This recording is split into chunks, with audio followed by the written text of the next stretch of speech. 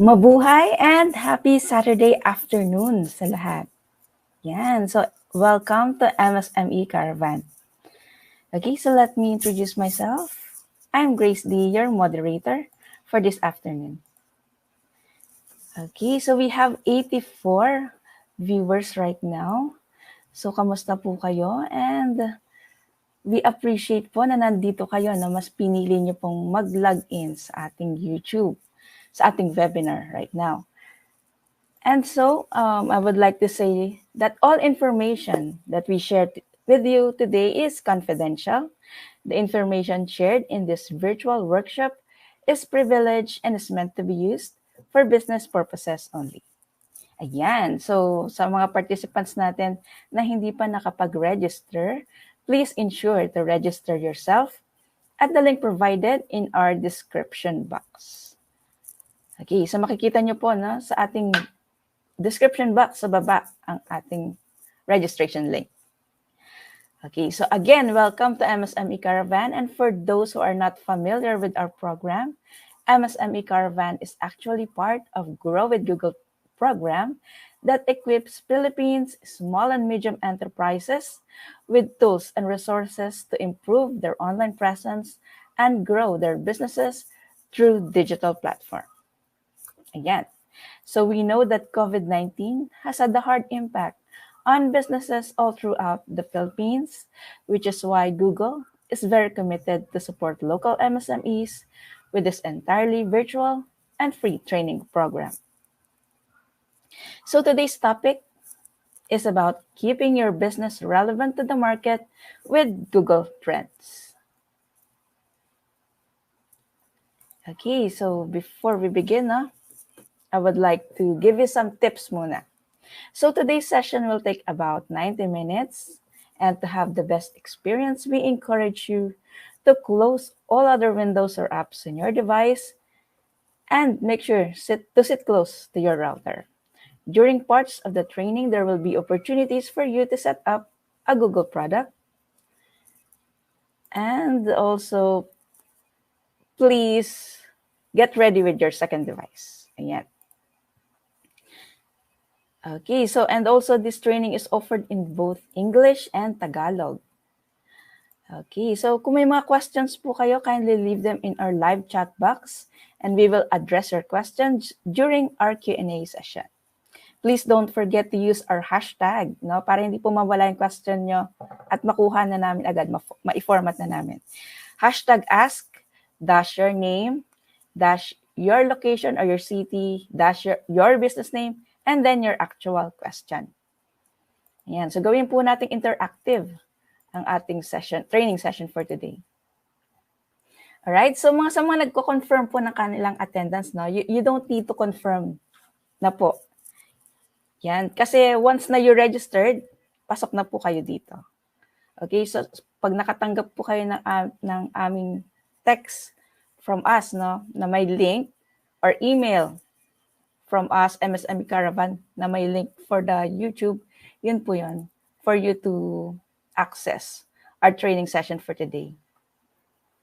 Ayan, so gawin po natin interactive. Yung comments niyo po, kamusta po kayo, and what are you doing right now? Ayan, kung meron po kayong, ano po ba ang negosyo niyo right now. Okay, so I think before we start, before we start, let me introduce you to our two facilitators for this afternoon. Okay, hindi tayo magsisimula kung wala sila. Alright? So let me introduce you to our first facilitator for today, Mr. Winston Binauhan. Ayan. So, sir, good afternoon. Good afternoon, Grace. I'm feeling good. So, hi, good afternoon, Grace. Good afternoon, everyone. Thank you for coming for today's session. So, let me introduce myself first. I'm Winston Binauhan. I have more than a decade of doing marketing both online and offline. And at the same time, I'm also an entrepreneur. I'm also helping out MSME by doing some freelancing consultancy job for marketing and branding. So, kung entrepreneur kayo or you're having a hard time setting it up, running it up, or scaling it up, feel free to message me. But for today's session, this will be a free session.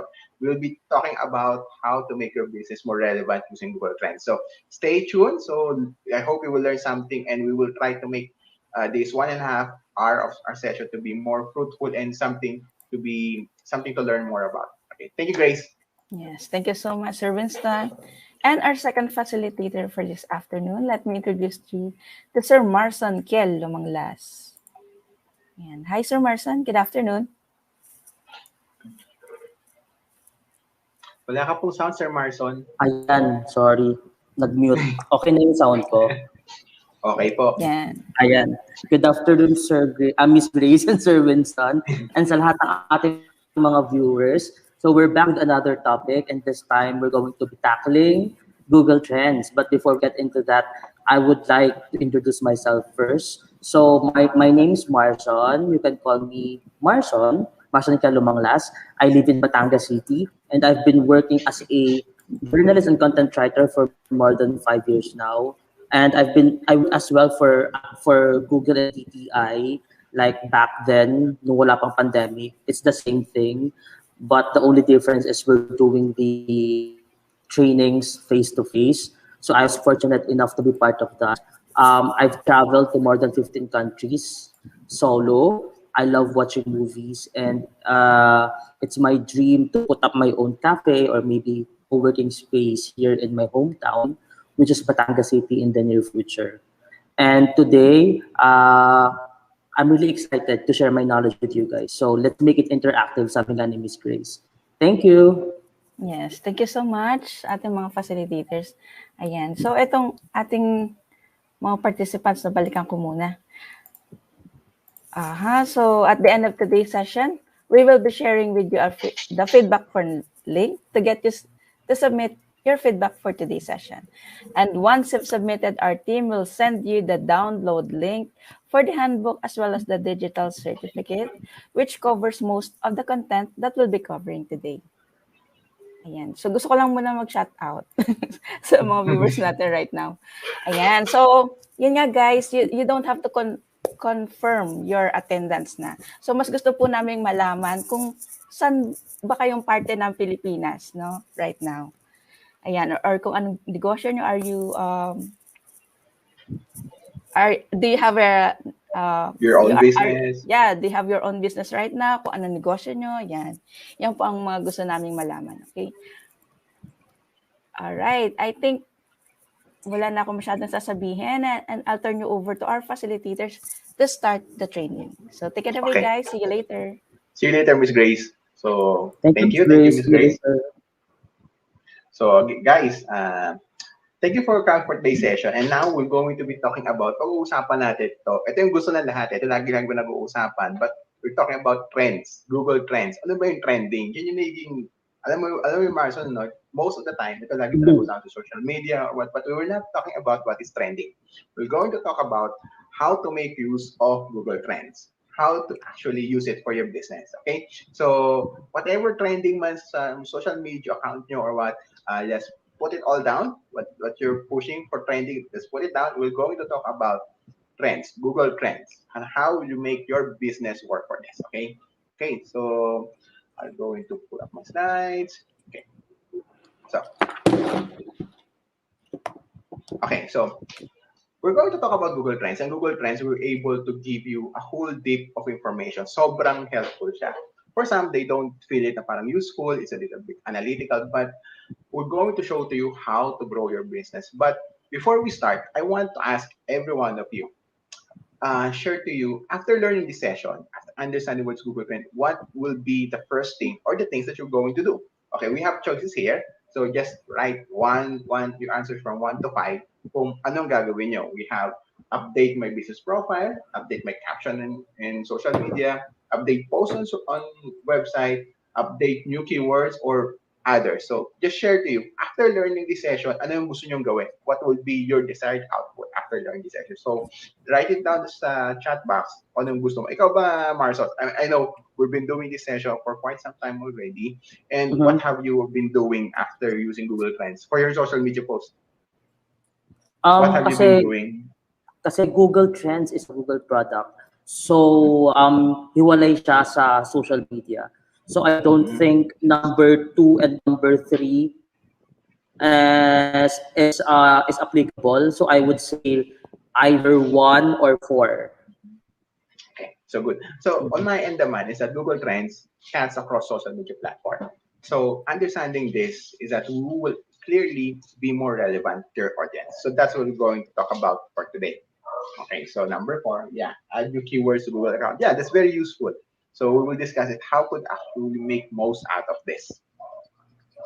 Okay, for today's agenda, we'll be talking about three important things. First is that understand the latest trends using Google Trends and tips on how to use Google Trends. And on the latter side, the last part is that how to optimize your business or business marketing using Google Trends. Napag-uusapan naman aking partner na lagi ko nakasama dito is si Marson. Pag-uusapan natin paano ba gag-optimize yung negosyo using Google Trends. Okay? Again, if you have questions or what, just feel free to message your question on the chat box there. We will entertain them later. Okay, if you have something in mind, you will free. And don't forget, by the way, the good thing about Google MSME Caravan is we always have a certificate and a manual, a free manual once you fill up the feedback form later. So please do stay tuned and don't forget after this session, please fill up the feedback form to get your e-certificates and manual of this today's session. Okay? Okay, so let's proceed. Understand the latest trends using Google Trends. So, did you know, ito quick facts lang. Did you know that 80.2% of Filipinos have purchased product in the last year online? Did you know that? So, imagine nyo yun. Kung mayroong 110 million Filipinos in present online, there's around 80% of this, roughly around sabihin natin mga 90 million Filipinos are online. So ganun kadami ang bumibili online. So by using this, imagine nyo lang how do we identify? How do we identify? Kung ano ba ang uso? What do they want? So for today's session, we will talk about how to identify those. So okay. So we often heard about Google Trends, but do you actually know how to actually use it for business? So, okay, do you actually know how to use Google Trends? For those who know Google Trends, please comment there. Or for those who have no, just share your thoughts. Okay. Ikaw, Marson, how do you use Google Trends? Are you aware of using Google Trends? We will be discussing this.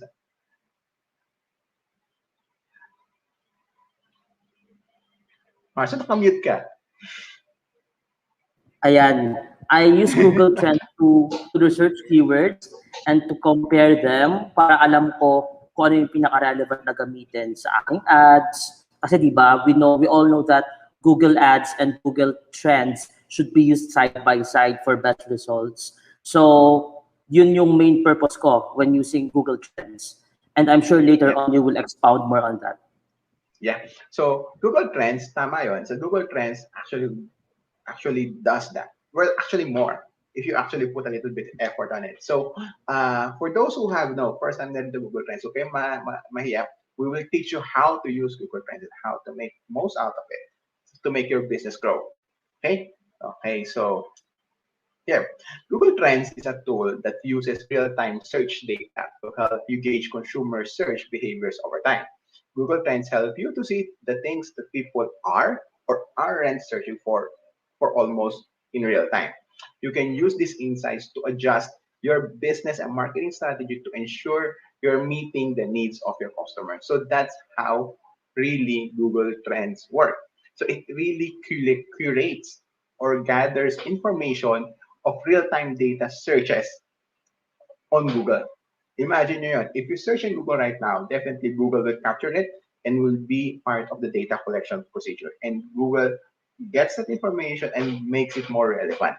Those data points will be more relevant to understand their certain buying behavior. Okay, I think Maria Pamela asked Milliones says, wala po akong idea, pero words na trends nasa isip ko, so mga popular, ganun po. Yes, it is, but here we will try to expound it more. So thank you for asking. Okay. Google Trends uses data from searches through multiple Google channels such as images, shopping, news, and even YouTube search. So basta gumamit po kayo any but any Google platform, definitely those data will be curated and captured. Again, there's a data privacy clause, but we're capturing lang as searches. Okay? Just to be clear, searches lang. So searches and certain behaviors that will be curating this information as a trends. So doon po kayo nakuha ni Google ang information niya. Okay? Next, so in Google, Google Trends can answer a lot of generic questions on the based on search data. So of course, you could identify what, where, and when. So what are those? So what are people are searching for? You could see it using Google Trends. Where are they searching? Where are they search coming from? And when do they search? And how do are really searching on? So those are how Google Trends is. So that's how we're seeing. So you will be surprised later on that it could also geographically break down where geographically have province, a country, province, city. You could even go to that level. So that's how powerful Google Trends is. Imagine if we use it to identify kung saan yung gagaling yung possible market mo and what are they searching for. No, the data coupled with your skills, own experience can help you uncover more insights. Again, Google Trends can provide you the data, and how data are transformed to information is that it has to have your experience and skill to interpret it. Even though na lumabas siya na parang mataas to or what, is it still just data points. It becomes relevant or important once you apply your certain knowledge about it. There are many different kinds of insight in Google that can help you unlock to empower your business. We have found majority tend to fall in these four buckets. So insights about consumers. Okay. Consumers help you to uncover what are people actually care about and what behavioral do they do? What kind of behavioral search they're looking for? Categories. So insights can help you expose what's happening across specific industries, revealing industry trends, pressure, and opportunities. So Google Trends could also do it. And also brand insights. So example, you compare other brands. So brand insights can unlock new opportunities for individual brands by focusing on questions about brand equity, opinion, perception. Is there something about my brand? What's my competitor doing? Next, lastly, which is more importantly, which I'm also doing, side gist.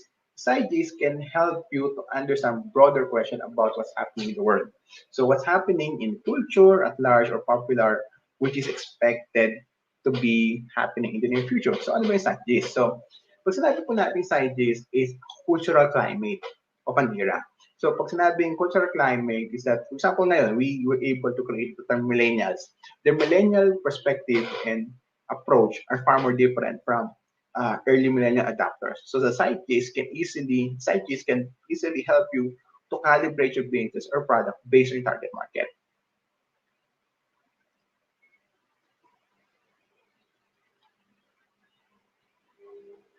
Okay, so how to use Google Trends. So ito po yan. So simple lang po, just like any other Google platform, you just simply go to the site, just type in the search keyword na Google Trends and take advantage of the filters and area search category search. So ganun lang po siya kadaling gamitin.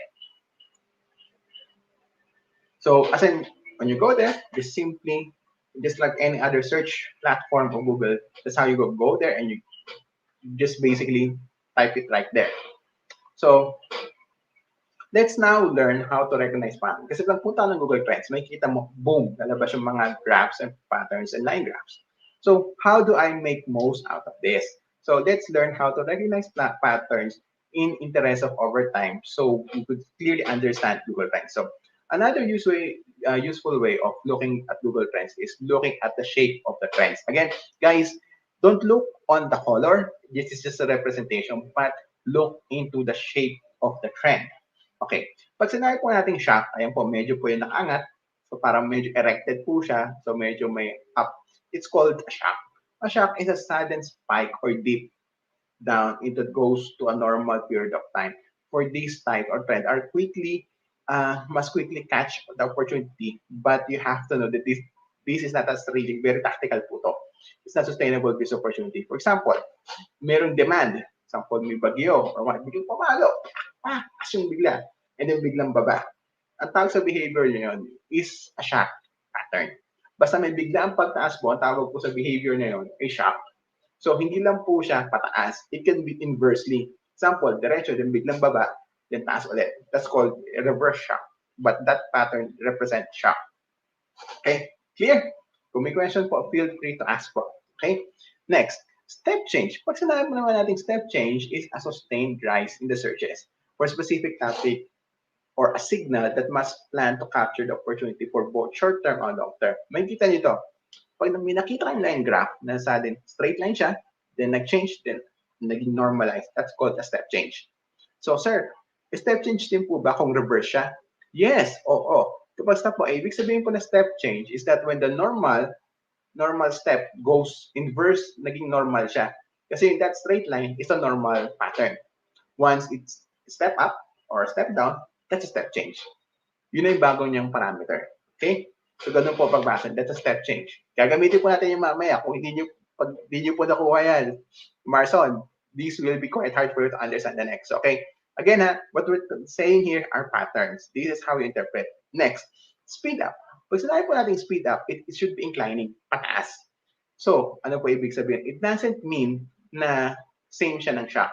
Ang shock po is very steep. As in, kung ito yung line, as in nakatayo po siyang ganyan. Yan po tawag po shock. Pag sinabi po natin speed up, is that there is an acceleration. So, it's kind a little bit na inclined, pero padiretso. That's called the speed up. When the pattern is going to a speed up pattern, is that is the opportunity is really capturing the significant growth of interest over time. More sustainable siya versus step change. So, pwede ba silang combination? Yes. Pwede po siya speed up contributing to step change. Ganun po siya. So, example, nagkaroon ng speed up for demand. So, it's accelerating siya. Yes, di ba? It's called speed up. Pero, pagdating sa dulo, nag-change siya. It's called that behavior pattern, step change. So, pwede ba itong sabihin natin na in parallel with shock? Yes and no. Kasi, ang shock po kasi talaga sobrang bilis ang pagtaas. It cannot be that way. But the shock can also relate to step change. Step change po yung pinakagitna po yun. Okay? Clear? Also, speed up din po, pwede din siya in reverse, ha? So, pwede din po siya na pabaliktad. So, may speed down. Hindi siya speed up. So, speed down. So, inversely proportional po siya. Clear? Sir Question lang Winston, po. Opo. may question ako. Tama ba yung understanding ko na ang step change is sustained? Pero yung Yes. speed up, tumaas siya gradually, pero bababa rin siya. Tama ba? Kasi yung shock, biglang taas tapos biglang baba agad. Tama ba yung Tama. understanding ko? Tama ka doon sa shock, pero yung speed up po is dire-diretso po siya taas. Certain behavior po yung certain period. Pag sinabi po nating so ang step change po kasi, hindi siya necessarily end. It could be a certain in-between. Pag sinabi nating speed up, it could be gradually nakikita mo yung tumataas. So example, may graph ka sa side, di ba? Meron yung number na parang 10, 20, 30. So tumataas siya. So from naging 20, naging 30, naging 50, and over time. That's a speed up. Pero pag tama yung sinabi mo, ang Q, which is correct, tama Sir Marson, step change is sustained. Na-sustain niya yung certain period of time. Okay? Again, this is not has to be, this is case-to-case basis kung sino bumabasa ng graph. Okay? O paano yung in-interpret dyan. Next, so let's take here na example nito. One example was local market context. Naalala niyo yung demand for face mask and alcohol? There was a shock pattern once nung nagtaas yung GCQ. Here, you can see. Diba? Makikita niyo yung red? It's called a shock pattern.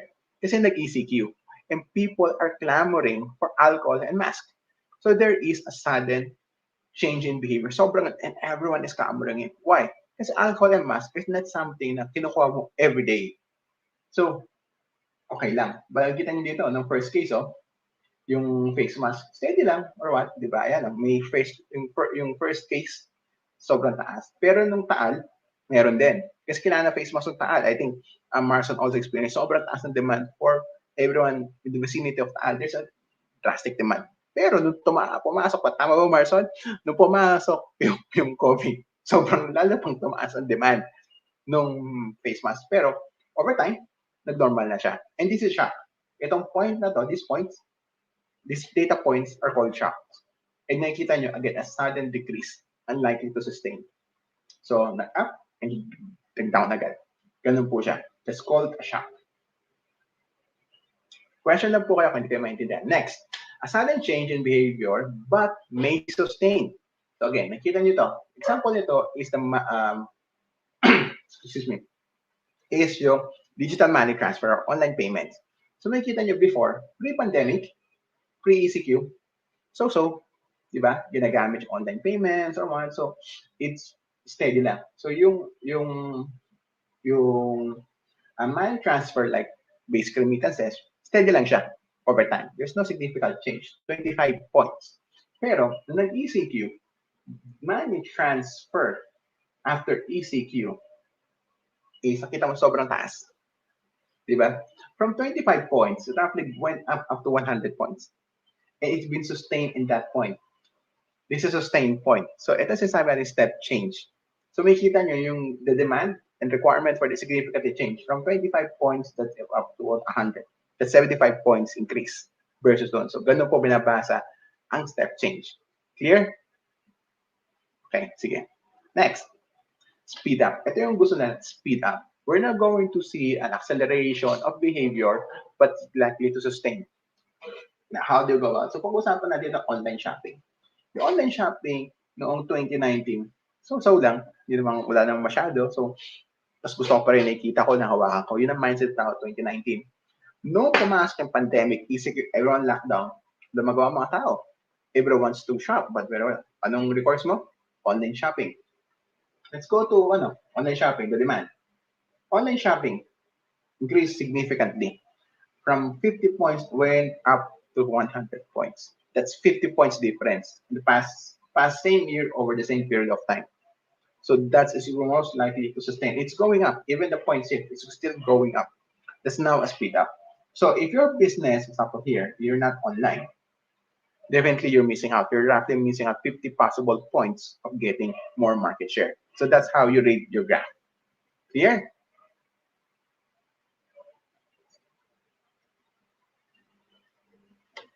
Okay. So let's practice now how we could get it recognizing the pattern ng Google Trends. So gumamit tayo ng pinakamadaling language na maintindihan lahat, pagkain. Let's talk about food. During the lockdown, I'm sure many of us started to learn how to cook. And one thing that we tried doing lockdown is dalgona coffee, right? Everyone's doing dalgona coffee. Ikaw, Marson, nag-try ka ba dalgona coffee? Oo, may ligo ko sa kape eh. So, kung nakikita ko sa Facebook na maraming taong gumagawa nun, tinry ko din, pero most of the time, nag-fail ako. But yeah, I also tried.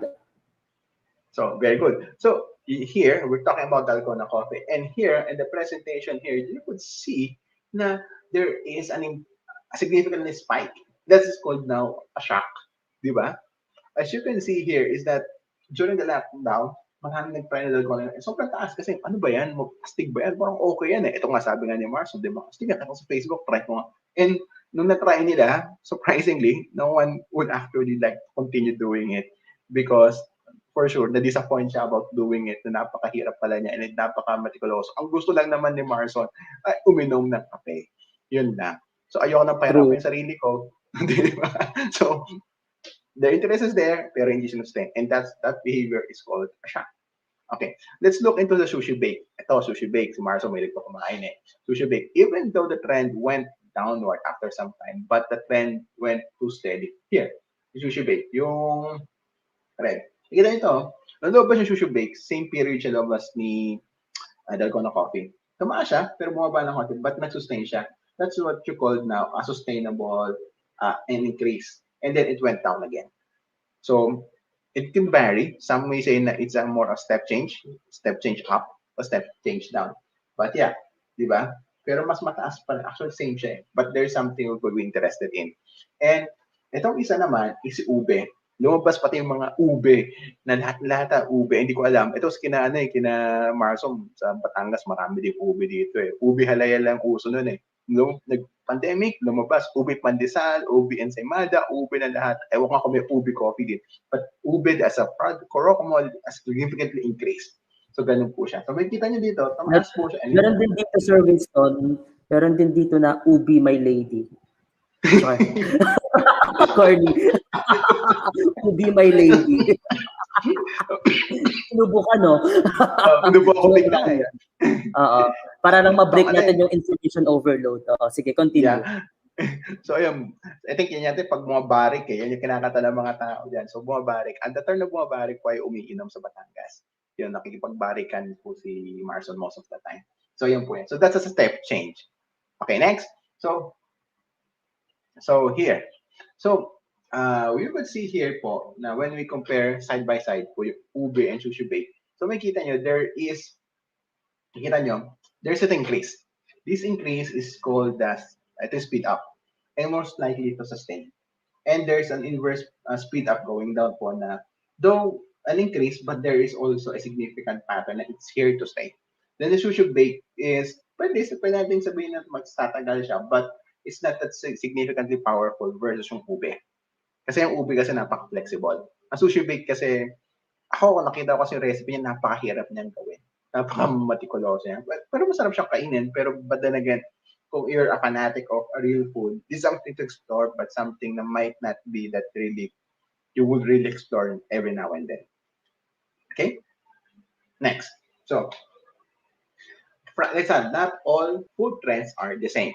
So, lastly is that to cement the idea, to explain it even more, is let's take you to the example of what can relate easily to the food trends na sabi natin kanina. So, sabi nga natin, dalgona coffee, spike up, and quickly die down. Kasi it's a fad. Hindi po siya something na, alam mo yung try mo, si Marson nga, nag-try lang, nabuisit lang. Kasi gusto ko lang naman magkape. Ba't ko mahirapan yung sarili ko?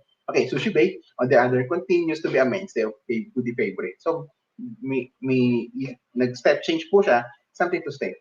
And ube is something very popular prior pandemic, but the ube pandis and other ube enhanced foods continue to accelerate. So marami po kasing gamit ang ube.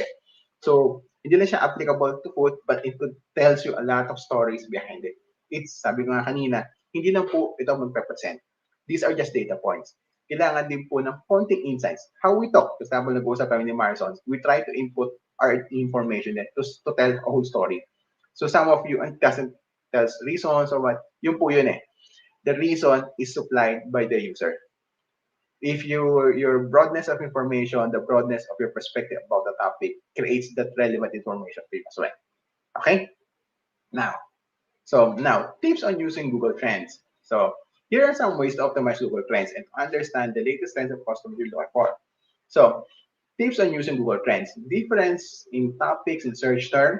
Compare several search terms at the same time.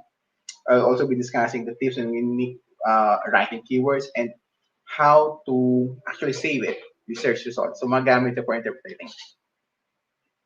In Google Trends, you can actually search the query that can be categorized into search term or topic. So the difference between the search term and topic is search term is trends will show the matches of all terms in your query in the exact language that you use. For example, if you use plant, lalabas siya ng lahat ng search query na mayroong plant. So in their plant, snake plant. Basta mayroong plant, kukunin niya yon. So yun ang search term. So kung sinabi po naman natin topic is that group of terms that share the same concept. For example, kung sinabi natin plant ulit. Pag sinabing plant is that lahat ng topic related to plant. Ano ba ang mga related topic to plant? Lalabas doon yung parts of the plant, roots, flowers, fruits, leaves, because it's part of the plants. So ganun po ang difference ng topic sa search term. Sa topic sa search term. Okay? I hope that's clear. Without the search term, yung po yung lalabas na may word exactly ng term na ginagamit mo. Pag search related topics are the topics related to your term. Clear? Okay. So kung may question po kayo, feel free to message lang sa chat box po. Next, Google Trends allows you to compare several terms all at once. So ito kagandahan nito. So maximum po ito roughly around 5. So it's very useful if you want to see your comparison of the brands. So example here, let's take a look. For example, imagine you're running a cafe shop. So you want to introduce a dairy-free option in your menu. So for customers who prefer lactose-free or since they're trending yung lactose-free drink, so you want to see kung paano ko mag-lista ng dairy drink. May coffee shop ka, ano ba ang listahan na dapat na prioritize ko na substitute for my non-dairy drink? So your option is almond milk, oat milk, and soy milk. So how do we go about it?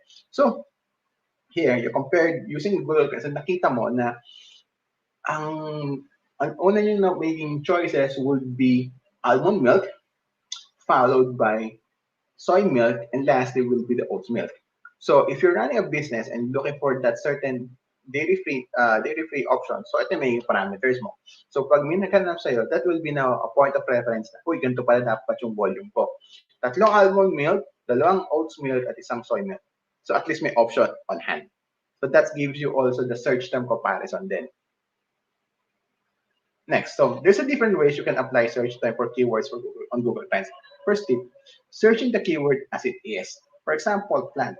Google Trends will give you results containing the keyword plant that fits into any context, including the typos and misspelled words.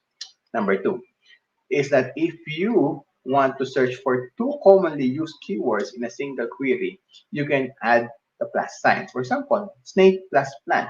Pwede po yun. Para lalabas po yung lahat ng 2 keywords na related on. And also is that the third is if you're prone to typos and error, misspelling of keyword, you might want to search in this case. You might want to misspell the plant since T and R on the right side by side. So, misspell mo lang siya. So, ayun po yung example niya, misspelling and adding a quotation mark tells Google Trends those exact specific keywords that you would like to ask. For example, indoor plants. So you could also use that specific keyword, indoor plants. Yun ang hahanapin ni Google. And last tip is that when you want to exclude a particular term for your query, in this example, is that lagay nyo lang po ng minus sign. Example here is that gusto ko plant excluding snake plant. So lalagay ko yung keyword na hindi ko isapasama, yung snake plant. Okay?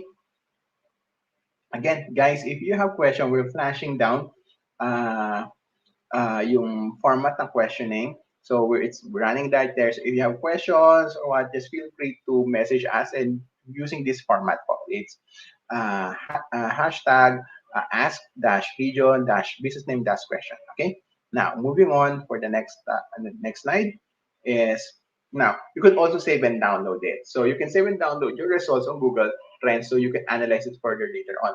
You can either bookmark the page or you could actually download the data using Google Spreadsheet application, Google Sheet. So that's for me now. So I'm turning over the floor to my friend here, Marson, to discuss how to optimize your business using Google Trends in your marketing efforts. Okay? Thank you, and Marson, take it away. Ayun. Thank you, Sir Winston, sa napaka-informative na talk. Kahit ako, ang dami ko natutunan kasi aaminin ko medyo bago pa rin ako sa Google Trends and minsan hindi ko maintindihan yung mga graphs. So, nung nagtuturo sa Sir Winston kanina, talagang ang dami kong bagong learnings na maa-apply ko kapag ginamit ko ulit si Google Trends. So, sana kayo rin guys, marami kayong natutunan, no? Bago ako magsimula, I would like you guys to comment down kung ano yung business nyo, okay? Para alam natin. Para mamaya kung meron akong makitang interesting, pwede ko yung i-shout out. Ayan. Ilagay nyo lang kung kayo ay business owner, ano yung business nyo. If you're still a student, let us know as well. Kung kayo ay professional, pwede rin naman. Everyone's welcome sa MSME Caravan, you know, not just business owners, but all people from all walks of life. So, ayan. Bigyan ko kayo ng shout out mamaya. But for my part, I'm going to be explaining. I'm going to give you some tips on how to optimize your business marketing using Google Trends. So si Sir Winston kanina, na-define niya na kung ano yung Google Trends, binigyan niya kayo ng tips kung paano basahin yung graphs, kung paano optimize para mas magamit ko siya na maayos. But for my part, since nasa COVID tayo, merong pandemic, I'm going to give you tips para mas ma-align nyo yung inyong business goals when using Google Trends. Okay?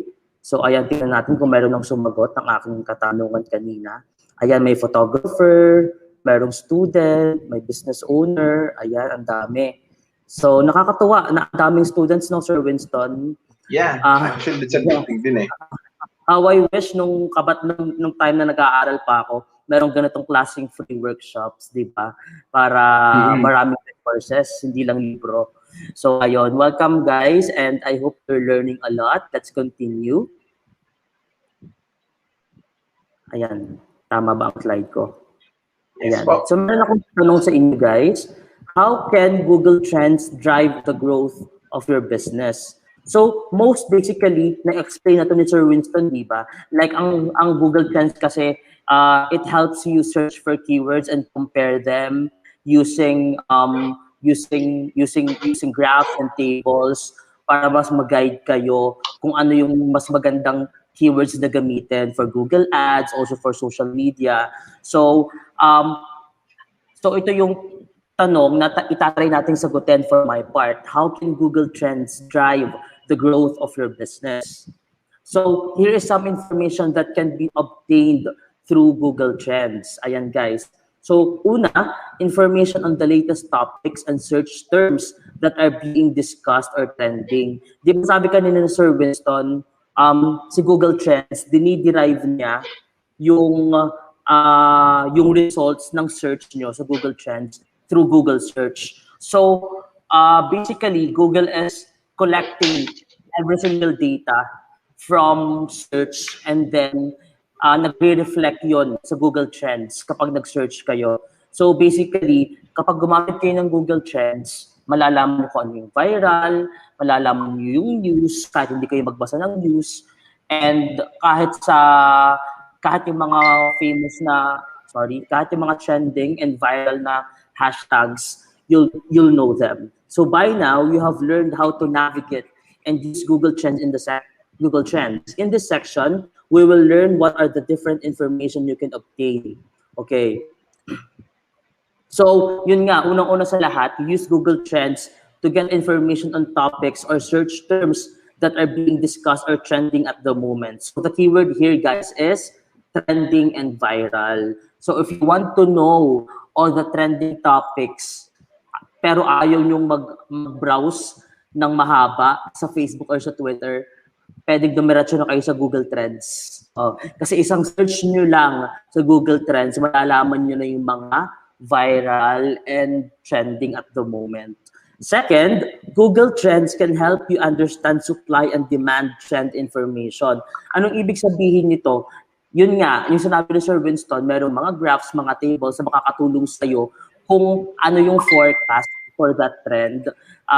Google Trends will tell you kung ito bang trend na ito will last for a few more days or parang meron bang possibility mawala ito kinabukasan, ganyan. Para siyang pag-asa sa mga bagyo. It's like telling you kung itong bagyong ito ba will stay for another 2 days, something like that. So parang Google Trends is forecasting kung ano yung magiging lifespan ng mga trending topics at the moment. Though hindi naman siya 100% accurate, their tools are efficient enough to give you just about the right information. Ayan. Next, comparisons of which keywords are searched more often.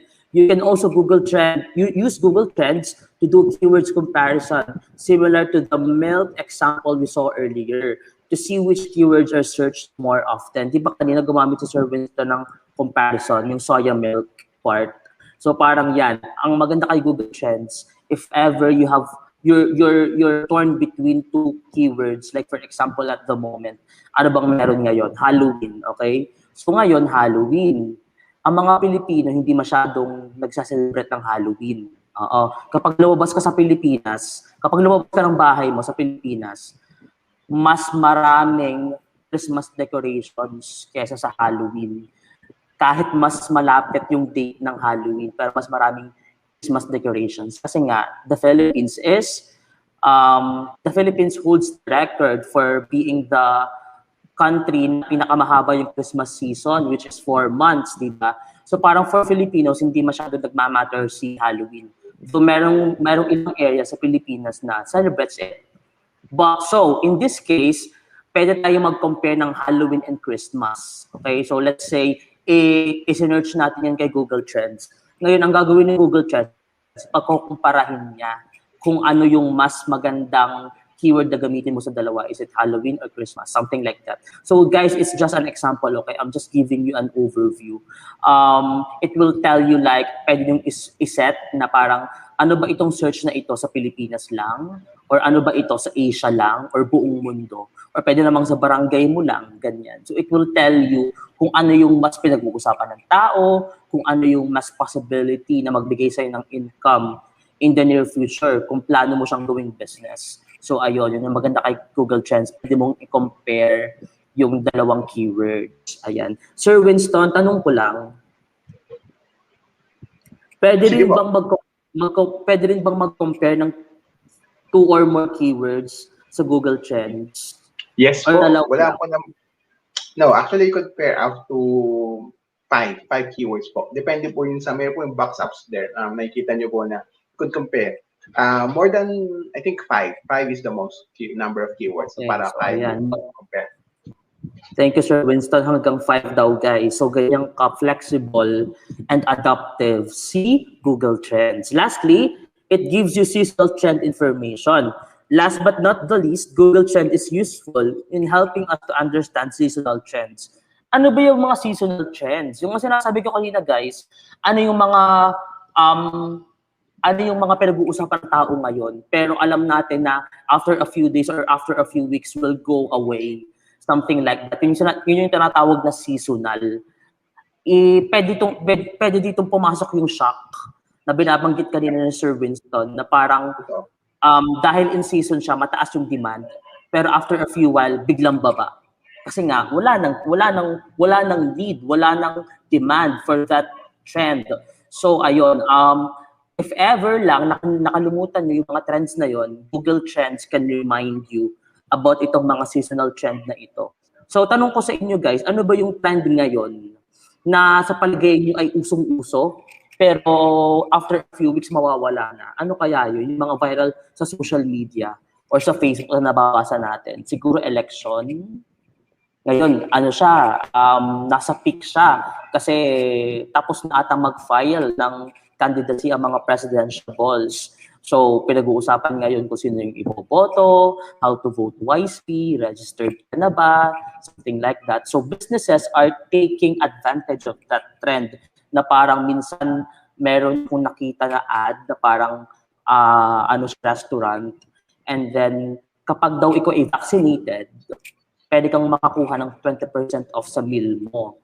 Pero kapag daw ikaw ay vaccinated and registered voter at the same time, 50%. So ayun, very witty nung kanilang gimmick, di ba? So kung ikaw ay vaccinated and registered voter, meron kang 50% off sa iyong order sa restaurant na yon.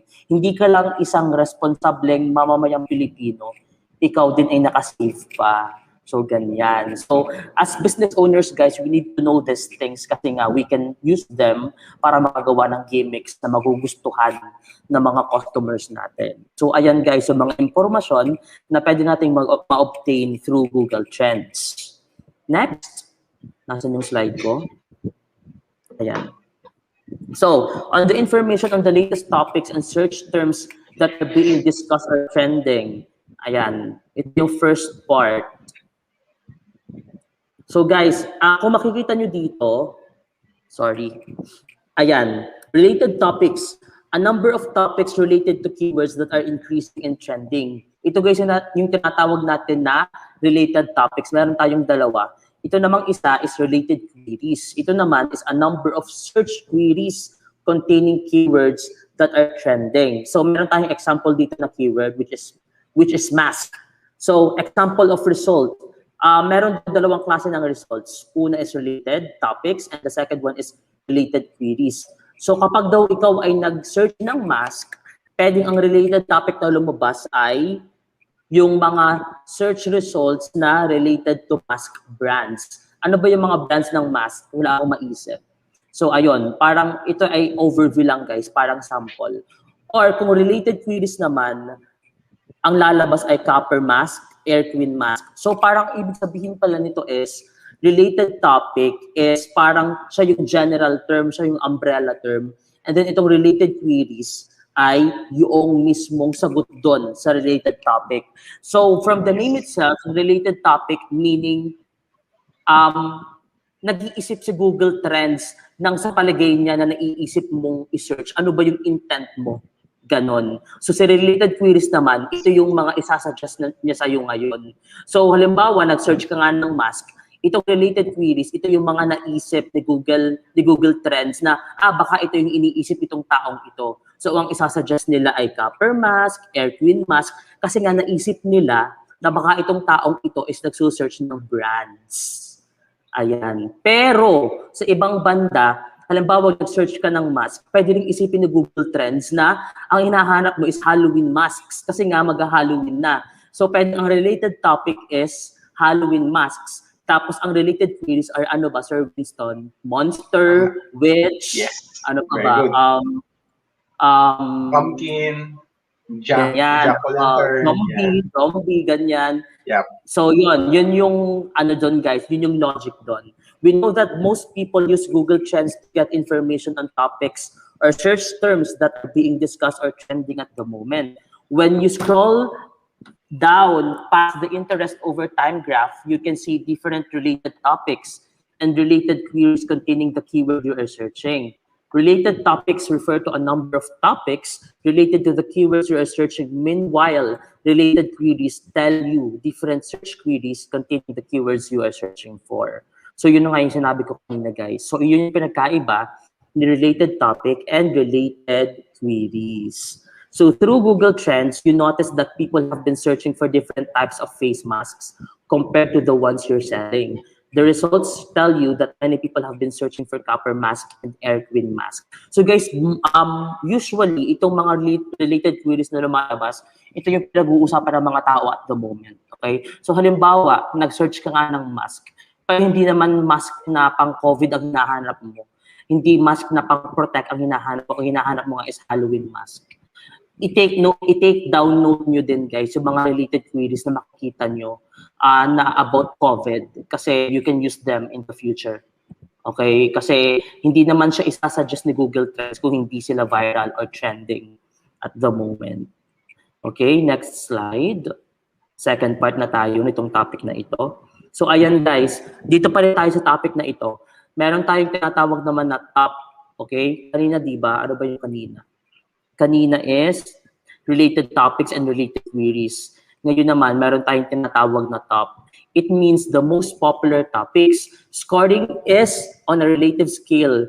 100 means most commonly searched. Meron din namang tinatawag na rising. Ito related topics with the biggest increase in search frequency since the last time period.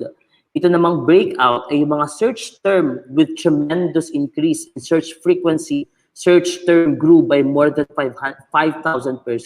So guys, ang common denominator itong tatlong ito is they're all viral and trending. Ang pinagkaiba lang nila is kung paano sila nag-perform in a given time. Itong si top, meaning ang ibig sabihin nito is parang kumbaga sa top selling hits, classic sila. Kumbaga wala nang makakatinag sa kanila dun sa position na yon. Like yes. Ano yun, Sir Winston? Ano yung word na yon? Tama, top search siya on that specific keyword. Yeah. So yun po siya top. Kaya po siya top. Great. Top search. Tama. Ito namang rising, guys, ito yung may mga potential, okay, na tumaas pa in the near future. Okay? And then parang nakikitaan siya ni Google Trends na parang magfo-forecast ulit siya na let's say in 6 months, this will become big, something like that. Para ready kayo as business owners, okay? Halimbawa, sasabihin sa'yo ni Google Trends, parang pwedeng sabihin niya sa'yo na in 1 year wala ng pandemic. So pwede ka nang mag-contact ng concert or mga ganyan, or meron kang mga pa-event na person-to-person na, something like that, para makapag-prepare ka as a business owner. Ito namang breakout, ito yung mga search term na mataas yung increase. Ibig sabihin nito, para siyang shock, Sir Winston, tama? Tama. Breakout. Tama. So yeah, breakout is just like shock from the name itself. Para sa lang synonyms, no, Sir Winston, na biglang taas. Yes. Yep, ayan. Tama po yan. So yung mga search term grew by more than 5,000%. Along with the related topics and related queries, you can also see what are the top or rising results. Yun nga yung sinasabi natin kanina, top, rising, and breakout. So ayan guys, balikan natin yung isang slide kanina. Ito yung mga different search results na makukuha nyo kay Google Trends. Merong related topics, merong related queries, at saka merong top, merong rising, and merong breakout. So, these are well noted, okay? So, I hope, guys, you've learned something from this part. If you have any questions, let us know later on, okay? Let's move on to the next one, which is, ayan, supply and demand trend information. Okay, how do you obtain this? Google Trends also tells you the supply and demand trend information of product or brands. How can you check the supply and demand of a product using Google Trends? Okay, first, enter a few keywords to observe the supply and demand trend for each keyword. Second, specify the location and duration of the search. Third, look at the chart to see which keywords are being searched the most. So, para rin siyang comparison, guys.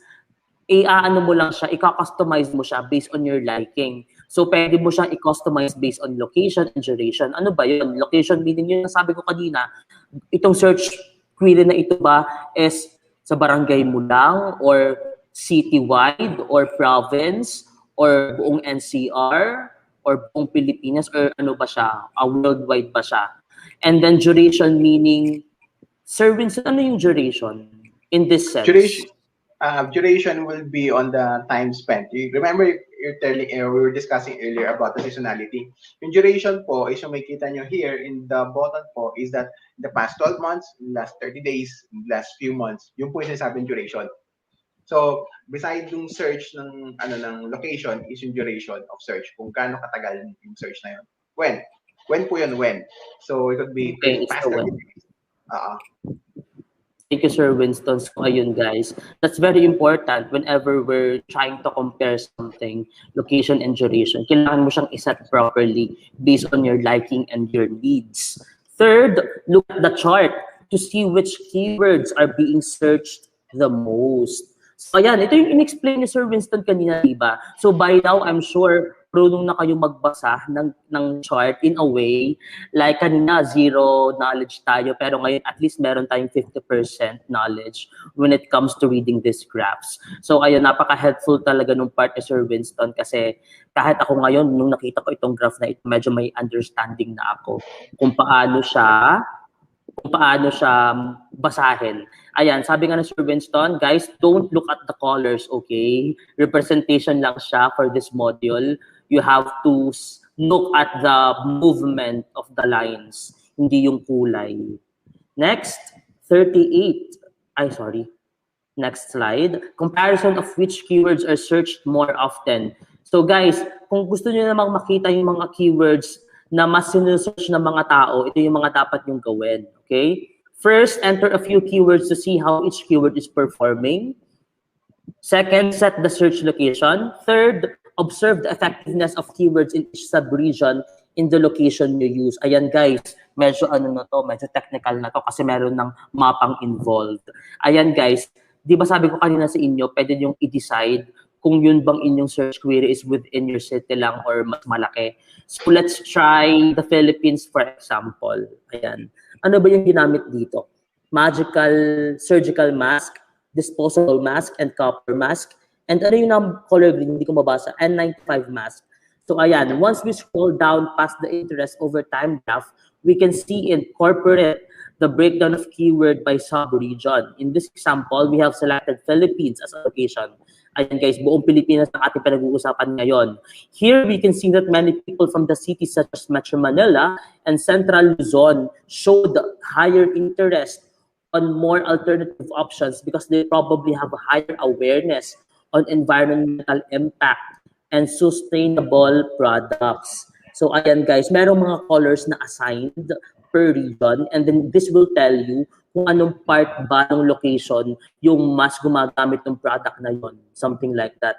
So ayan, tama ba yung understanding ko, Sir Winston, na parang kapag yellow daw, mas gumagamit sila ng copper mask?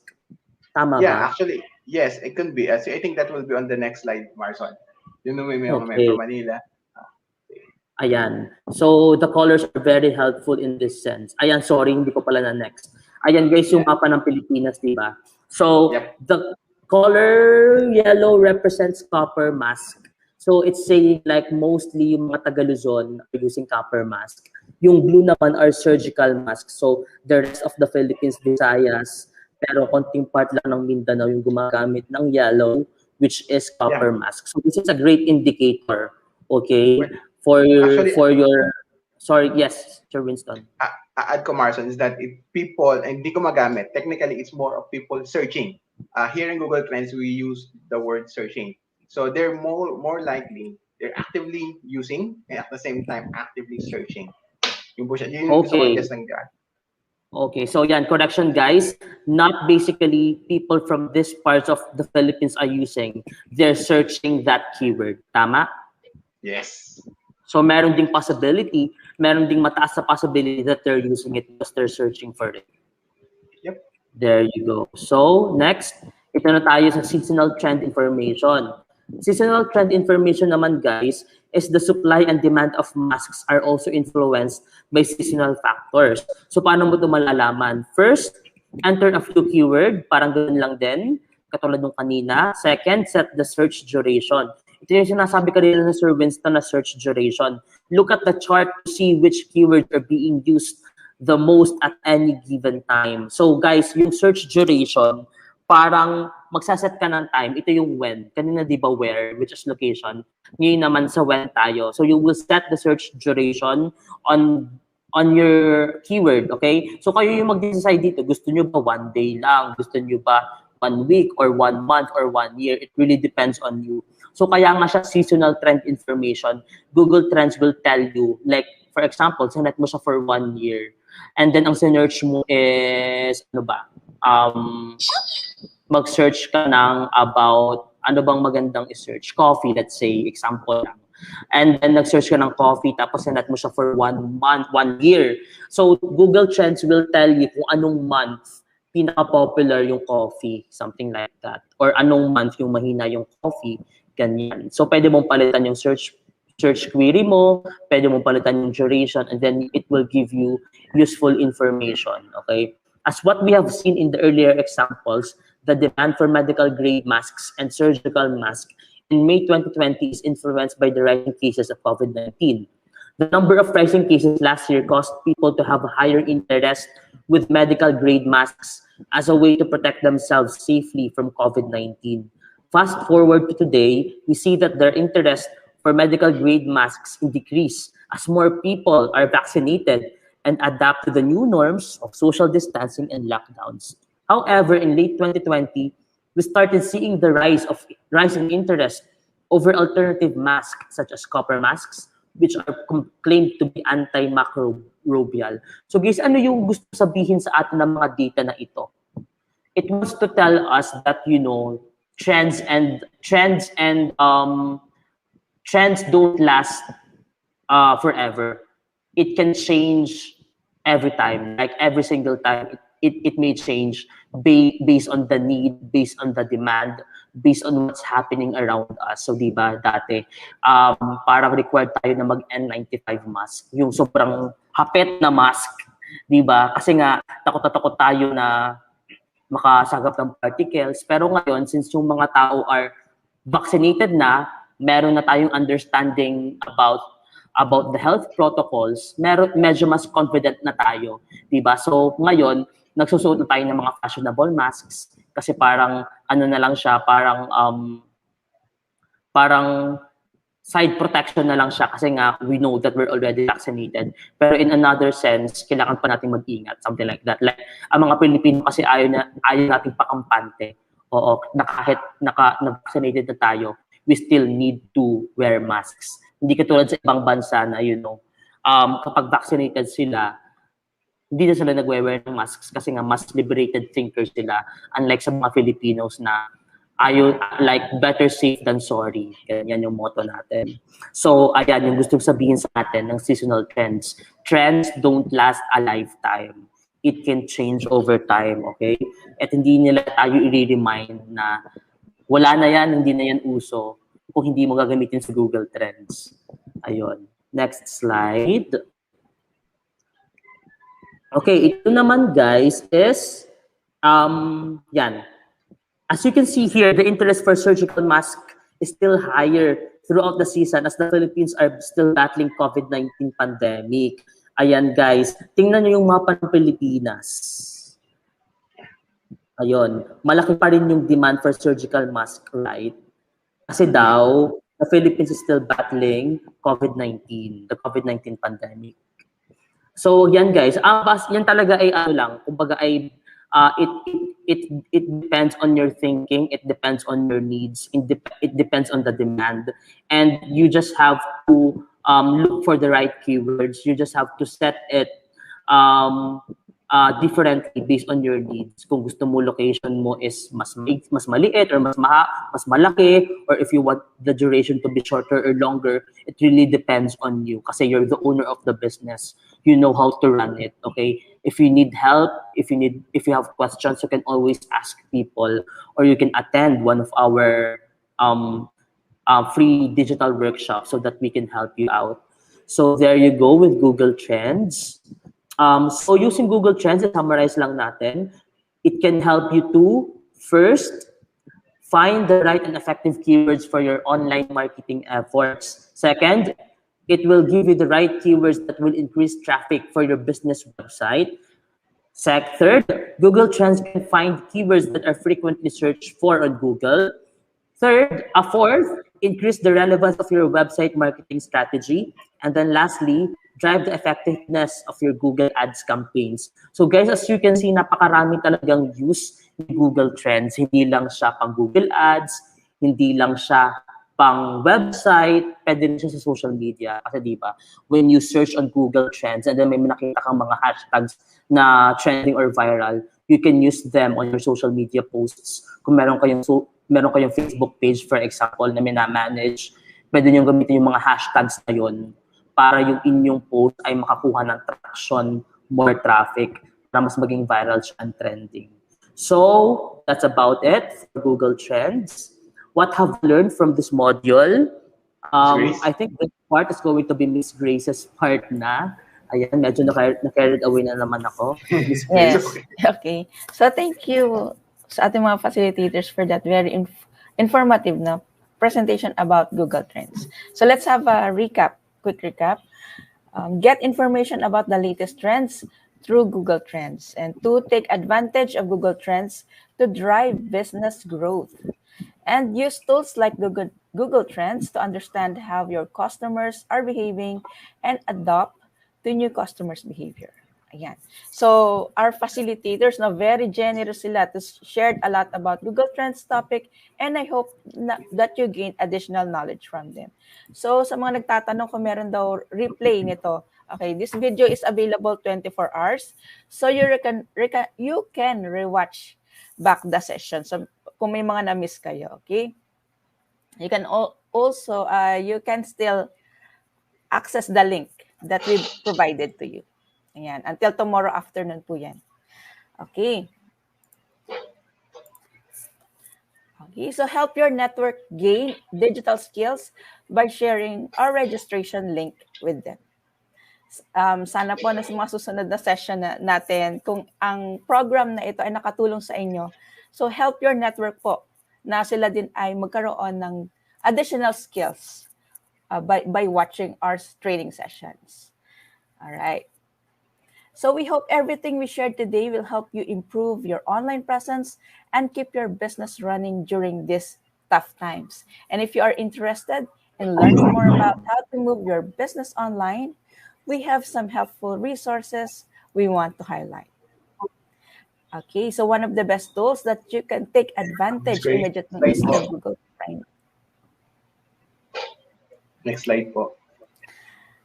Okay, ayan. So hindi pala yung slide ko ang naka-present. Ayan, sorry guys. Ayan. So dito na tayo sa Google Primer. Okay, so one of the best tools that you can take advantage is the Google Primer. So this is also free from Google that delivers bite-sized lessons on digital business and marketing fundamentals. So many lessons here are just 5 minutes and only requires your phone to access it.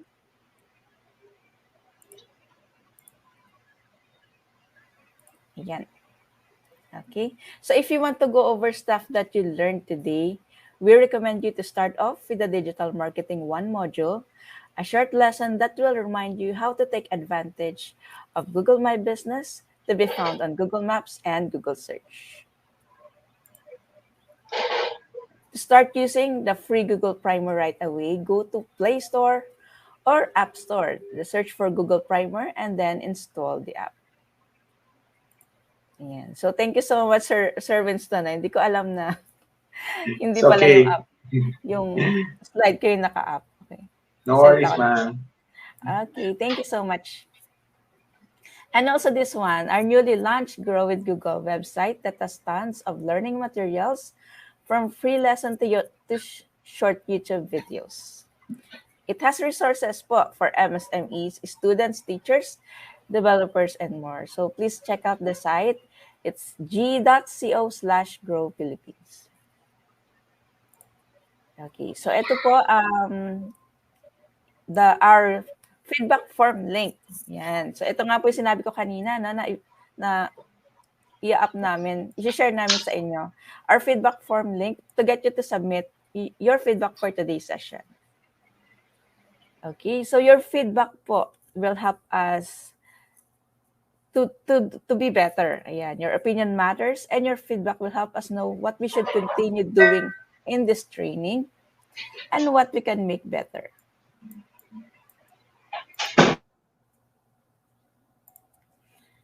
All right.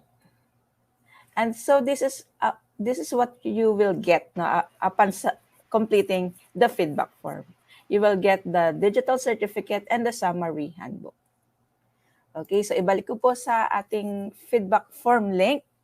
Ayan, so para po bigyan natin ng time ang ating mga participants na makapagbigay ng kanilang feedback.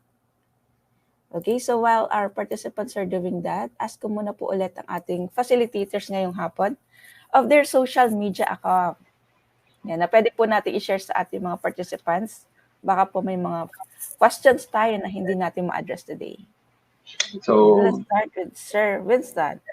So, thank you, Ms. Grace. So, kung may mga questions po kayo, especially if you're having a hard time with your entrepreneurial endeavor, so you can freely send me a message here in my LinkedIn account. So, I'm more than willing to help you out. It's Winston-Binauhan. So, kung meron kayong concern about your entrepreneurial endeavor, you want to scale it up, more than willing to help you out. I offer free consultations for the first 2 hours just to help out to boost your business. If you have any question about this session, feel free to send me your questions. Okay? Thank you, Ms. Grace. Yes, thank you, Sir Winston. How about you po, Sir Merson? Ayan. Nakamute ako, hindi naman. Okay. So yun, guys, bago ko sabihin yung aking social media channels, sorry kanina kasi nung nagsasalita ako, na-carried away ata ako, tapos hindi ko nabasa yung mga nag-ano pala sila, nag-i-interact yung mga viewers natin. So hindi ko nabasa yung mga comments nila. So, nung tinanong ko kung ano yung mga trending topics ngayon, ang daming sumagot, hindi ko nabasa. So, may nagsabing Squid Games, may nagsabing Pink, may nagsabing Takoyaki, ayan, may nagsabing Miss You. Miss You? Ano yung Miss You? Miss You too. Ganyan. So, ayan. So, thank you guys kasi tinupad nyo yung promise nyo na maging interactive, na miss ko lang sila. So, it's my bad. Ayan. So, if you have more questions, just send me a DM on Instagram. Ayan yung aking username, songs, S0NKS. And then, send lang kayo ng DM and then I'll do my best to answer right away if I'm free. Thank you so much. Yan. So, I think let's proceed na po sa ating Q&A para marami po tayong ma-address na questions. Okay, let me share my slide. Oops.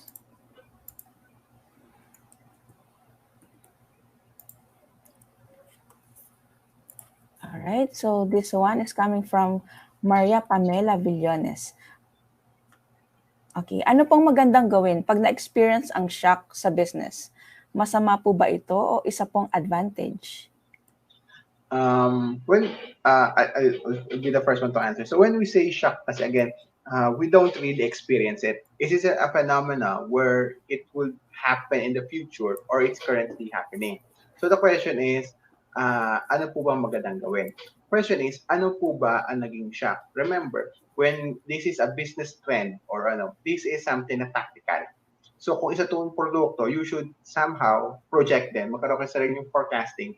Are you going to stock up or not? Ganun po siya. So when we say na, example, meron demand right now, there will be definitely a shock for demand for queso de bola and ham. That will be a shock, definitely. Or it could be a step change. So better ahead of time, ahead of the curve, before anticipating a possible shock, mag-stock up na ako, increase ko inventory. Sige, maglagay ako at least mga 10 queso de bola just to test the waters. So once it's getting traction, it could do strategies on price strategy, volume pricing, those kind of things. Hindi siya masama. It is just a sign that there is a certain movement of the market. So, isa po ba itong advantage? Yes. If you know it will be coming to be a shock, it is an advantage. But it also a disadvantage if the overstock ka ng product na yun. Kasi alam mo sa sarili mo na shock siya. So, ganun po siya. I hope it makes clear. It's a good thing if you were prepared ahead of time, ready kayo, then you will take advantage of the wave. Example, surfing. Di ba? Pag darating na yung alon, sasakay ka sa wave. It's good for you kasi nakasabay ka. Pero, kung nakita mo yung wave, hindi ka dumating, hindi yung maganda. So, ganun din po sa negosyo. So, kung paparating po yung wave, nakapag-prepare ka, maganda sa'yo. Kung late kang adapter, hindi siya maganda. Ganun po siya. So, I hope I was able to drive the right answer, Miss Maria Pamela Villones. Marson, you would like to add more?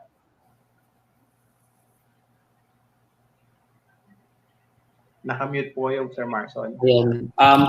Tama si Sir Winston. Yeah, I have nothing more to add. I can answer the second question. Ayan. Alright. So, thank you so much po sa pagsagot sa question ni Maria Pamela Villanes. This one is from Coach Ronald. How can we maintain yung step change? Coach Ronald, when we say step change, again, when we see Google Trends, we cannot maintain it. It's a collaborative effort of the industry and consumer as well. So, if you want to sustain a certain trend, is that it has to be a massive information campaign about a certain topic or a product or search term to maintain that step change. One key reason is that kailangan industry effort siya. It's a market share. For example, one clear example is the mobile payments. Like yung payment gateway na GCash, Paymaya. Naging sustain siya kasi it's been part of our culture that people are pushing it. Not just the users, but also the industry, even the MSME. They're using Google Trends. It become a sustainable step change. Ganun po siya. Again, in Google Trends, you can give you this insight, but we don't have the capacity on our end as an individual to change it. It has to be a holistic approach. Industry, category, all members of that that whole ecosystem to actually make that sustainability. Ganun po siya. So thank you, Coach Ron, for your question. Sir Marson, you would like to add something?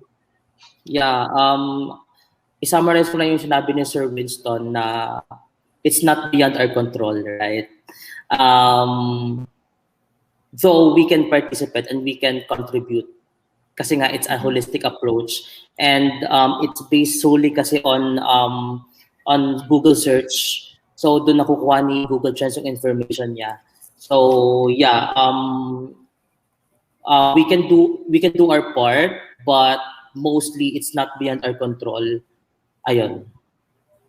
Yun siya. Okay po. Ganun po siya. We cannot control it. It's driven by people searching. Thank you, Ms. Grace. Yes, let's move on to our third question from Jenna Medina of NCR and Social Media Manager. Okay. Kasama po ba ang Facebook and IG search sa mga data na kinukuha ni Google Trends? No po. Hindi po siya. But Google Trends kasi are searches within their platform. So, hindi po niya makaka-capture information na sinesearch within different platforms. I just want to make it clear, Ms. Jenna. Why? Because that's two different platforms. What it could possibly capture is that if people are searching for that specific keyword, for example, we're looking at name any social media, for example, Kong, for example, Kong. Team Payaman. So Team Payaman, makikita yung sa search kasi people will be searching on Google. But it will never reflect how frequently it's being searched on other platforms. Kasi, again, Google Trends captures data from Google services. You have shopping, images, videos, and search results. Doon lang po siya kumukuha ng data. Yun po. Sir Marson, would you like to add something? Yes, nabanggit na yan sa slides, guys. Sa Google search lang kumukuha. Kung hindi sa search, sa images and sa shopping. Social media platforms are out of the topic for this one. All right. So, let's see kung meron pang kasunod. Yan, this one. What's from Ronald of NCR Pasig? What's the best way to maintain or improve reach? Okay. So when we say reach, kasi there's a lot of ways. So if you're in e-commerce, is that you really have to create a more sustainable or effective way of consumer journey or customer journey, from awareness to consideration to purchase and after purchase. So in order for you have to create a more saleable idea that grows with them, it stays with them. So, hindi porket nakabili na sila or what, BBT1 naman na sila. You have to hold them kasi that's also part of the customer journey, post-purchase. So, that's how you're able to improve it. It's having consistency of communication, interaction. I think that kind of maintaining reach is being discussed in one of our topics. If you will be continue staying tuned with us, that we have topics like that for social media. It's also discussed how to maintain and improve your reach. So doon po siya. It's really have more consistency in your branding and communication as well. Sir Marson. Ayun guys, very important yung sinabi ni Sir Winston na customer journey. Yan. As business owners, you should know this. Kasi hindi naman kasi kapag halimbawa dito, when you're in the mall, when you see something, hindi naman agad bibilihin mo siya, diba? Merong stages yan of buying. And you should know these steps kasi kailangan every step of the way you are with your customers para sa dulo kapag bumili sila they will feel satisfied kasi nga you guided them. So tama sa Sir Winston na pag na-reach mo sila, you need to do the rest of the process like call or email, and kailangan mo silang i-convince na i-avail yung products niyo or services. Ayun, so customer journey is really important. Attend kayo ng aming session about how to approach your customers using social media, and mas ma-explain namin yan. That's more on Facebook. So, Miss Grace, kailan po ulit merong ganung topic? Yes, next week, Wednesday. Yan, meron po tayo niyan. So you can try to yung ating registration link. Yan. Makikita nyo po ang mga list of topics na meron tayo next week. Same link lang po, Miss Grace, lahat?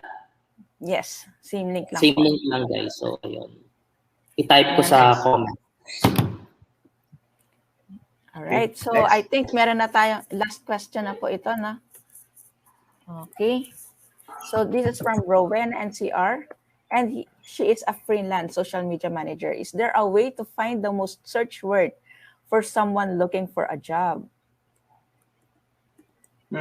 Actually, it's a very tricky question kasi it's very broad. Why? Number one is that you really have to identify kung ano klaseng job yun. The word job is a very generic one. So if people are searching for a job, ita-type niya hiring, looking for. Yun yung most frequent search word that you could see. But it talks about a lot of topics yun. So you have to really define it. So how does Google Trends work? So just tip lang when you type on Google Trends, think how will your customers or your audience are going to type the question. Example, I'm looking for frozen meat. Frozen meat near me. So, yun ang hanapin niyang keyword. So, is there a demand? Saan ba nagagaling? Sino naghahanap? Ganun po siya. Kung seller ka ng frozen meat, hindi mo ita-type frozen meat seller. Hindi yung ganun. Ita-type mo based on how your customer are typing it. That's how it works. So, kung people are searching for a job, what specific job are they looking for? So, isalagay mo, hiring for social media manager, lalabas noon, job posting. So, hindi yung usually naghahanap. So, you really have to to specify kung yung job role mismo, that could be very helpful. You have to define it. It's very broad kasing keyword. But you start with jobs. Pag sabi mo kasing jobs, yun yung lalaban. So from there, you could try to turn it down. So may kita nyo naman po yun doon. So I hope, sayang wala kasi tayong time to actually do a presentation, how to go about it. But you really have to, it's a trial and error. Tip ko lang, think how will your job seeker is looking for a job in Google. Ano ang tinatype niya? Yun po yung gagawin niyo. Hindi po yung gusto niyong hanapin. Clear po ba? Thank you, Ms. Rowena. Marson, you would like to add something? Ayun, tama si Sir Winston again. Put yourself in the shoe of the person looking for that product or service para alam mo kung paano mo sila i-address. Ganyan. Yes. Alright. So I think yun na po ang last na question na ma-address namin today, no? And since tapos na tayo ng ating Q&A, it's time to say goodbye na sa ating mga facilitators. Ayan. So, i-ano ko na po kayo, mga sir, para makapag-relax na po kayo dyan. Thank Okay, you. so, bye for now, Sir Winston and Thank Sir, you. Thank you for Sir having me. Marson. Thank you Bye. po. Happy weekend. Happy weekend. Happy weekend, everyone. All right. So, congratulations again, no, sa ating mga participants. All right. So, wait lang, guys. Ayan. Thank you for having us until the end. Ayan. I-post ko po ulit ang ating feedback form link and about the certificate. So, your certificate will be sent via email approximately around 7 days after you submit your feedback. All right. So, don't forget po to submit your feedback for today's session. All right. Okay, so MSME Caravan again is about to end and we hope na marami po kayo natutunan about today's topic na at magamit nyo po sa inyong negosyo. Okay, so enjoy the rest of the day and enjoy, goodbye everyone.